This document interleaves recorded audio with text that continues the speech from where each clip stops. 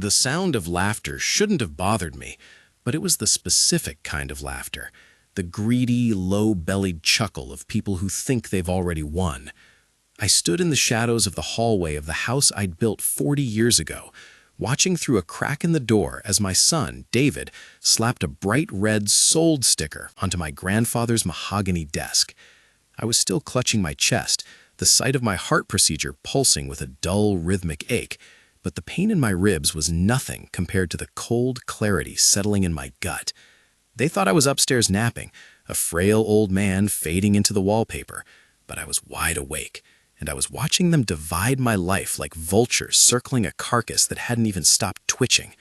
David didn't see me, and he certainly didn't know that every piece of paper he thought he was about to inherit had been rendered useless by a document he wouldn't be allowed to touch for another 30 years. But to understand why I let him keep sticking those labels on my world, I have to take you back to the beginning. I spent 42 years at the Hawthorne manufacturing plant. I started on the floor, breathing in grease and metal shavings, and worked my way up to floor manager before I finally retired. I didn't do it for the glory. I did it for the dirt. Specifically, the 4 acres of prime Maryland soil I bought back in 1978. I built our house with my own 2 hands on the weekends, pulling double shifts during the week and laying bricks by moonlight. I wanted something permanent. I wanted a legacy. When my wife, Martha, was still with us, this house was a sanctuary. We raised David and Sarah here, put them through the best universities debt-free, and I even handed David $40,000 for the down payment on his first home. I thought I was building a foundation for them.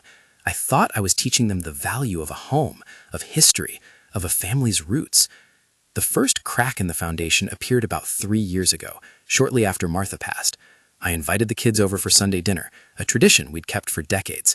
I'd spent all day slow roasting a brisket, the way their mother used to. Halfway through the meal, David's wife, Chloe, looked around the dining room, at the hand-carved hutch, the oil paintings Martha had collected, the Persian rug, and let out a long, theatrical sigh. "It's just so much stuff, isn't it, Arthur?" she said, her voice dripping with mock concern. "All this dusting, all this maintenance. Don't you think it's time you simplified? A nice condo in the city would be so much easier on your knees." I remember looking at David, expecting him to defend the home he grew up in. Instead, he just nodded, his mouth full of brisket. "She's right, Dad. The market is peaking. This place is sitting on a gold mine of equity. You're rattling around in here like a marble in a shoebox." That should have been my wake-up call, but I'm a patient man. I've always believed that family deserves the benefit of the dad. I told themselves they were just worried about me. I told themselves it was their way of showing love. I was wrong, of course. That was just the opening move in a game I didn't even realize we were playing. The disrespect didn't stay subtle for long. Over the next year, the suggestions turned into interventions. Sarah started sending me brochures for luxury senior living communities, which is just a fancy term for a place where they park you until the check clears. At Thanksgiving, David brought a friend of his who happened to be a real estate developer. The man didn't even finish his turkey before he started talking about how many units he could fit on my back 4 acres if we cleared the old oak grove. I told them, quite calmly, that I intended to die in this house and be buried next to their mother in the parish cemetery. The silence that followed was colder than the November wind outside. But the real betrayal happened last month. My heart decided it had seen enough, and I ended up in the hospital for a valve replacement. It wasn't a major surgery by modern standards, but at 72, nothing is minor.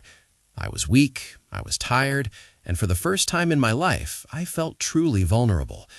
While I was in the recovery wing, my children weren't bringing me flowers or reading me the news. No, they were busy. I got home a day earlier than expected. My neighbor, Bill, dropped me off at the end of the driveway because the kids' cars were blocking the garage. I walked in the back door, moving slowly, leaning on my cane. That's when I heard them. They were in the living room, laughing. I stopped in the hall, my breath catching in my throat. "I've got the silver and the desk," David was saying. I heard the crink rip of a sticker being peeled. "And the Mustang in the garage. Chloe wants the hutch for her office." "Fine," Sarah snapped, her voice sharp with greed. "But I want the grandfather clock and the jewelry from the safe. And we're splitting the sale of the land 50-50. I've already talked to a liquidator for the rest of the furniture. We can have the whole place cleared out by the end of the month." "Dad's not going to like the assisted living place we picked," David chuckled. But once we hold the power of attorney, he won't have much of a choice. It's for his own good, really. He can't manage this place anymore. I stood there, my hand trembling on the doorframe. If that was all, I probably would have collapsed right there. But then I heard David say, "He's been a bank account his whole life, Sarah. It's about time we made a withdrawal." And that's when I realized they didn't see me as their father. They didn't see the man who worked 16-hour days so they could have braces and cars and college degrees. They saw me as a pile of assets that was taking too long to liquidate. Something in me shifted that day. The hurt didn't go away, but it was joined by a cold, hard clarity. I didn't say a word. I turned around, walked back out the door, and had Bill drive me to a hotel. I told the kids I'd decided to stay an extra few days at a rehab facility to regain my strength. What they didn't know was that my rehab involved 6 hours a day with my attorney, Mr. Henderson. I'd known Henderson for 30 years. He'd helped me set up my first small business account. When I told him what I'd heard, the old man's jaw set into a hard line. "Arthur," he said, leaning over his mahogany desk, a desk that, unlike mine, wasn't tagged with a sold sticker. "You've worked too hard to let them strip mine your life while you're still breathing. We can fix this." I spent the next 2 weeks getting everything in order. I was methodical. I was patient. I didn't act out of rage. I acted out of justice. They wanted the house. They wanted the assets. Fine. I would give them exactly what they deserved. They had no idea what was coming. None of them did. The reckoning happened 3 weeks later. I invited them all over for a family Sunday brunch. I told them I had an important announcement to make regarding the future of the estate. I could see the excitement in their eyes when they walked through the door. They were practically vibrating with anticipation. Chloe was already measuring the wall for the hutch. David was wearing a new watch, likely bought on the credit he assumed he was about to inherit. We sat in the dining room, the very room where they'd planned to sell my life away. I sat at the head of the table, feeling stronger than I had in years. I'd prepared a full spread, eggs, bacon, fresh fruit, but nobody was eating. They were all staring at the thick manila envelope sitting in front of me. "I want to thank you all for coming," I began, my voice steady and calm. "And I want to thank you for your concern while I was in the hospital. It really opened my eyes to what's important." David smirked, nudging Chloe under the table. "Of course, Dad. We just want you to be comfortable. We know how hard it's been for you to keep up with the place." "It has been hard," I agreed, nodding slowly. "And you're right. A man my age shouldn't be burdened by the weight of such a large estate. So I've made some changes, permanent ones." I opened the envelope and slid a stack of documents across the table. Sarah reached for them first, her eyes scanning the pages frantically. I watched the color drain from her face. It started at her hairline and washed down to her throat until she looked like she'd seen a ghost. "What is this?" she whispered. "It's a trust," I said, leaning back and interlacing my fingers. "The Hawthorne Family Irrevocable Trust. I moved the deed to the house, the 4 acres, the Mustang, and all of my liquid assets, including the jewelry and the silver, into that trust 3 days ago." David snatched the papers from her. "Wait, irrevocable? Dad, what are you talking about? Who are the beneficiaries?" "You are," I said, and for a second a flicker of relief crossed his face. Then I delivered the hammer blow. "But there's a condition. The trust is ironclad. It's designed to preserve the principal for the next generation. None of the assets can be sold, moved, or liquidated for 30 years. Not the house, not the land, not a single silver spoon." The silence in the room was so thick you could have cut it with one of the steak knives they were so eager to inherit. 30 years? David's voice went up an octave. "Dad, I'll be 65 by then. Sarah will be 68. We can't touch the equity? We can't sell the land?" "Actually," I said, my voice dropping into a lower, more authoritative register, "it's even better than that. Since the house is now owned by the trust and I am the primary trustee for life, I've decided to stay here. The trust will pay for a full-time live-in caretaker, someone who actually wants to be in the house. I've already hired a lovely woman named Mrs. Gable. She moves into the guest suite tomorrow." "You can't do this!" Chloe shrieked, her face turning a blotchy red. We had plans. We already... She stopped herself, but it was too late. Already what, Chloe? I asked, my eyes locking onto hers. Already promised the mahogany desk to a buyer? Already picked out the wallpaper for your new office? I saw the stickers, David. I saw you tagging my things while I was recovering from heart surgery. I heard you talking about making a withdrawal from the bank account that raised you. David's jaw dropped. He tried to stammer out an excuse, his face pale and sweating.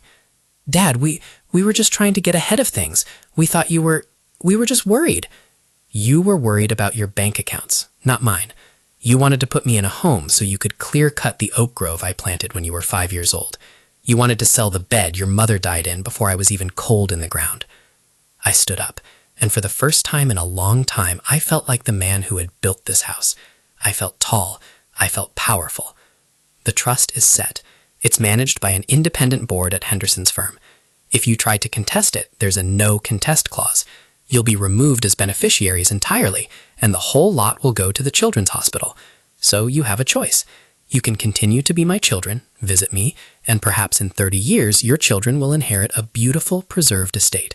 Or you can walk out that door right now and realize that you'll never see a dime of my stuff until you're old enough to need a nursing homes yourselves.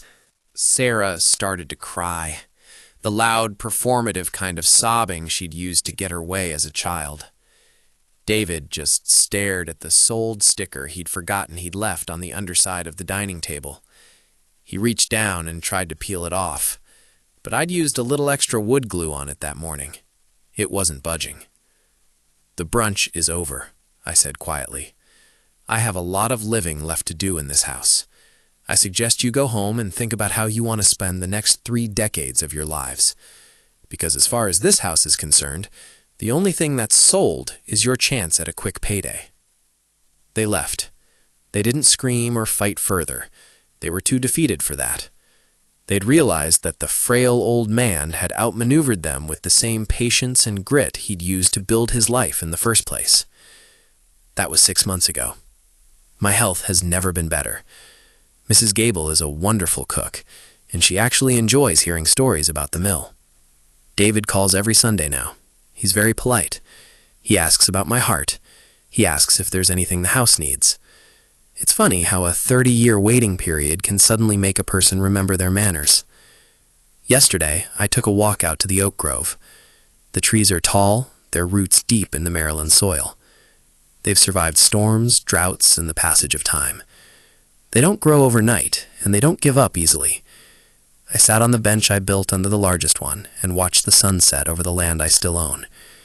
I realized then that I hadn't just saved my house, I'd saved my dignity. And for a man like me, that's the only inheritance that ever really mattered.